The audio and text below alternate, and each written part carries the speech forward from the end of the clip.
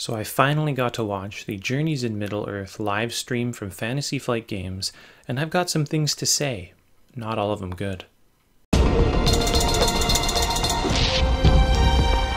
Hello everyone and welcome back to the BattleCast.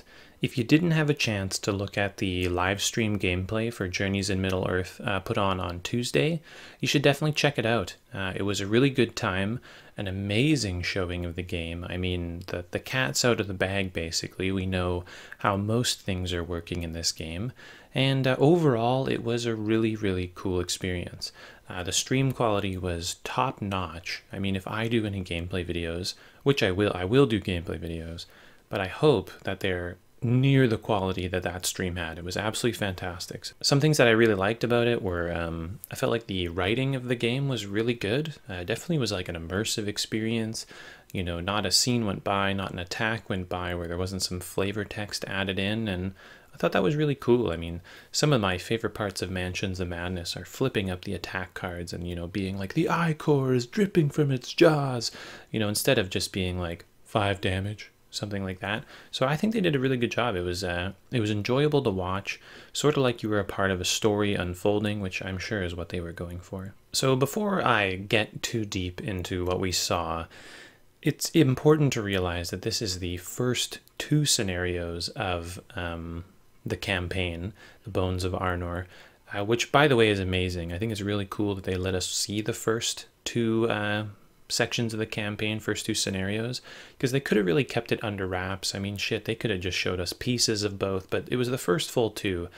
So thank you to Fantasy Flight for kind of letting the cat out of the bag, as it were. But also, like, don't cancel your pre-orders yet based on what you're seeing in here. These first 2 scenarios are clearly meant to be tutorial missions. I mean, you cannot extrapolate what scenario 15 is going to look like based on scenario 1 and 2. They want these to be easy. It's not very fun when you pick up a game and get your ass kicked. So let's just keep that in mind here, and I'll come back to that at the end. So some things that I learned from watching this stream. It was about 2 hours long, I think. And yeah, there were some new mechanics we saw, so I'm going to just briefly kind of go through them here. So the first thing I noticed is that inspiration is amazing. If you had a stack of inspiration tokens during this gameplay session, we saw them come into huge advantage. Anyway, very good stuff. The Inspire mechanic is very powerful, a lot stronger than I think I initially thought. One thing I learned is you can get mucked up in combat. I mean, the heroes kind of go along kicking ass for a long time, but like when the boss comes out and starts hitting people, like he's hitting you for like 5 and stuff, and people fell really quick. Actually, it didn't take too long to see our first hero drop after a formidable opponent came out, and that kind of gave me some hope because, you know, the overall stream seemed kind of easy. I'll get into that a little bit later, but yeah, combat stacks up real fast. You know, if you have someone strong or weak like Bilbo, who's weak in the health department, taking like an axe to the face from an orc elite, he's going to fall pretty quickly. So there's definitely some teamwork required. One thing we didn't know was that weapons are way more bursty than I thought they were. I was kind of thinking to myself when I was looking at the previews that, you know, maybe it'll take a while to take down an orc. You know, if a weapon does 3 hits and he's got 5 health, well, there you go. It's going to take maybe 2 hits to kill him. But actually what happens is if you have enough successes, you can pay for as many of them, I think, on the card as you can afford once each.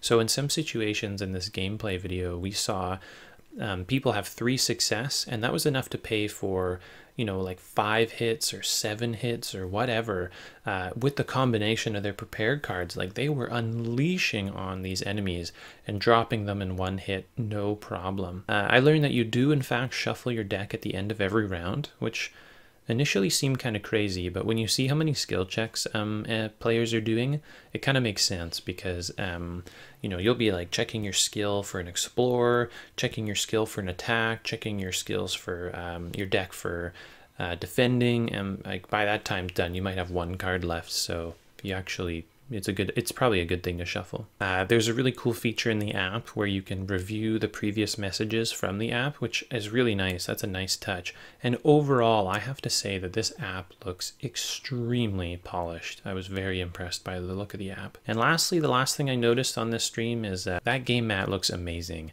And if you were unfortunate enough not to pre-order the game, I mean, it was salt in the wound right here, because that puppy looked fantastic. So a really cool thing. I'm just going to talk about the things I really liked on this stream, because there were a lot of good things. So I kind of talked about it before, but really good story. I was totally enjoying the flavor text and the description of things and finding the lost animals and just all sorts of stuff. Like the story and the side quests and the skill checks you have to do, at their core, they're so simple, obviously, right? You're just flipping over the same cards. And if you boil games down to that, then not a lot of games seem that interesting, right? Roll a dice, so that's not very interesting. But what was really interesting I loved the idea of, seeing tracks and thinking they were bandits, but actually it was a horse, and there's the horse, and can you coax the horse over to you, and all this stuff like that. That's fun. And if you enjoy rich story, I think, in a group experience, this game looks really promising. I really like that. I really like the open-ended skill checks. I think that is such a cool thing, and we kind of talked about this in one of my earlier videos, how that might be cool, how depending on your amount of success, a different result may happen. Anyway, it was still very exciting to be like, is this enough success? No, it wasn't. Ah, damn. I really liked that during gameplay there seemed like there was a good amount of interaction between the players. It seemed like with having the nearby mechanic and like giving out inspiration, and when you kill someone you can like give inspiration to somebody nearby, so like that's kind of cool. Also the guard mechanic where you can like reduce the damage your ally takes. It makes positioning not that hard, but also like slightly important. And there's a lot of games out there where you just are each doing your own thing. If your class wasn't specifically designed for supporting somebody, you didn't really. And I kind of like that this game has like a little built-in support here and there, sprinkle of that, Maybe an event lets you give something to somebody instead of yourself. I think that's cool. I really liked how the player map looked on the table. Like once, near the end of the story, it really looked like you had traveled a good amount of distance, and I don't know, I think that was really cool. Sprawling across your table, it's kind of nice. I really liked how monsters spawned on the map and in as great as numbers as they did.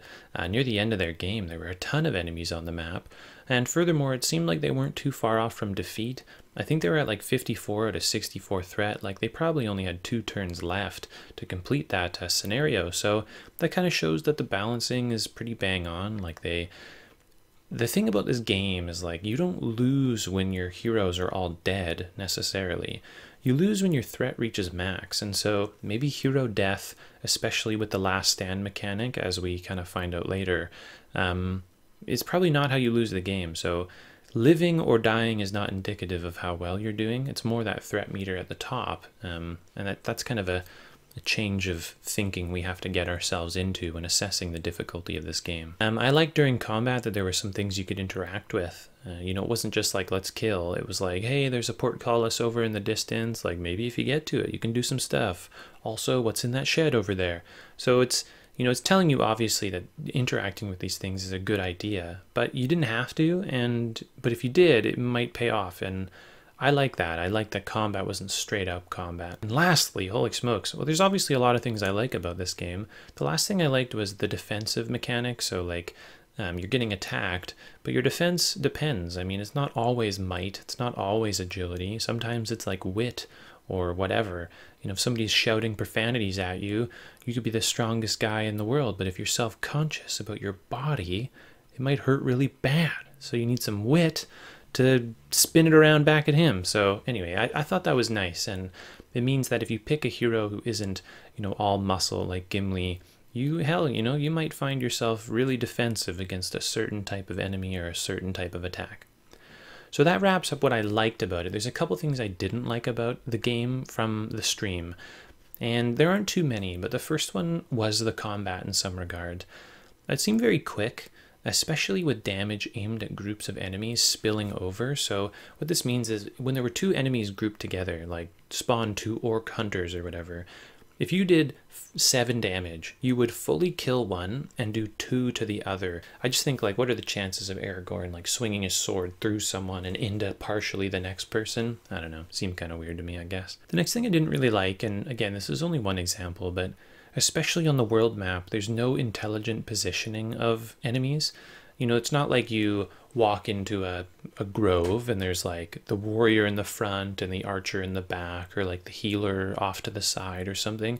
It's just kind of like they're in the space, you're in the space. Who do you want to attack? That's just maybe my thing, but even in the combat map, it just didn't feel like there was a ton of like tactical awareness per se. You were kind of like, let's kill the people who are closest to us, which we do very quickly, and let's mow our way through the enemy, instead of having like burglar, like get to the archers and take them out and stun them or whatever, like you might have to do in a more complex game like Gloomhaven. So that was a little bit of a bummer, I think. One thing I also didn't like was when Grace was holding the app, which she did for the whole game.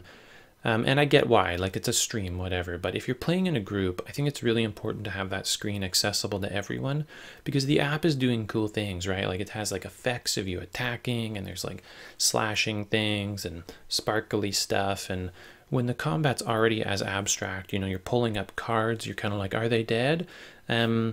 I think that being able to see the damage you're doing and the impact is important to the enjoyment. There was an interesting moment where they introduced this thing called the last stand mechanic, where when your hero dies, they actually they need to like draw a certain amount of cards. They test like their might or something like that, and if they draw a success, they come back to life. They discard all of one type of their wound, I believe.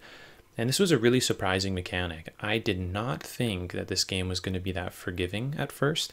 I guess it's a pro and a con. I think it's a cool system, but it's also, I'm a little surprised at how lenient it is. It's kind of Lord of the Rings-esque, I guess. Like Aragorn's all tired and lying down, and then he's like, I'm back, you know, heroic stand or whatever.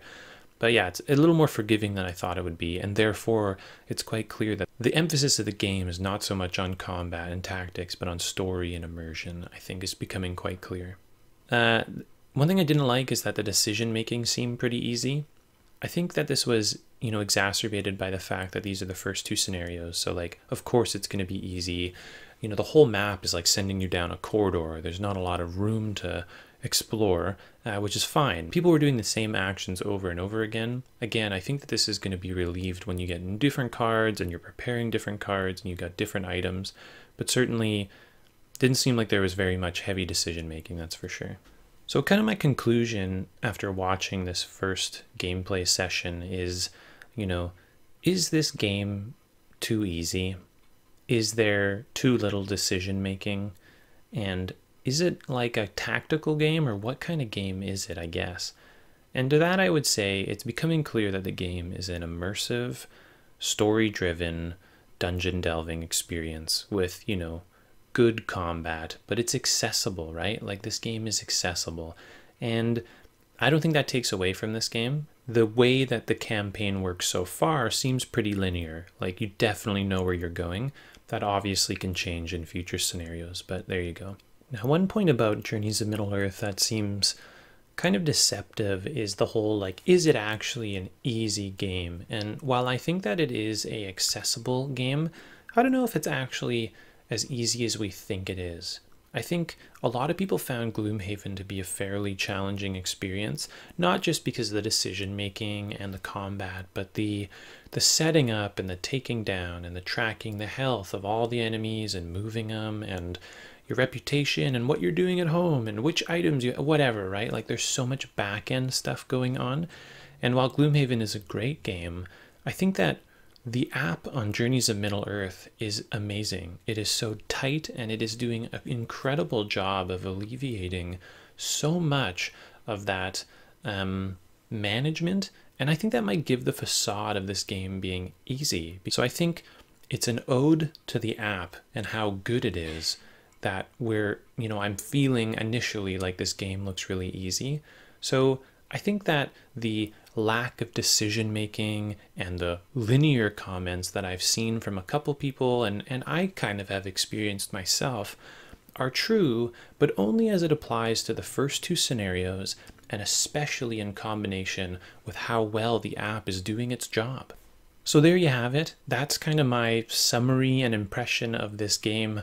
I think overall it looks like a really, really immersive and fun and accessible experience. These are the first two scenarios. I cannot wait to see what the other scenarios have.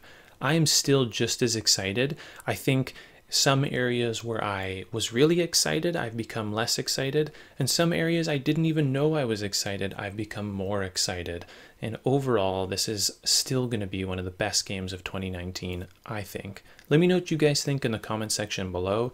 Did this gameplay video kind of throw you off? Did you love it? Did you hate it? I can't wait to hear, and I'll see you next video. Thanks. Thanks for watching. I hope you enjoyed the video. New videos come out every Friday or Saturday. If you enjoyed this video, consider giving it a like or even subscribing to the channel, or you can leave me a comment in the section below. Until next video, I'll see you then. Thanks.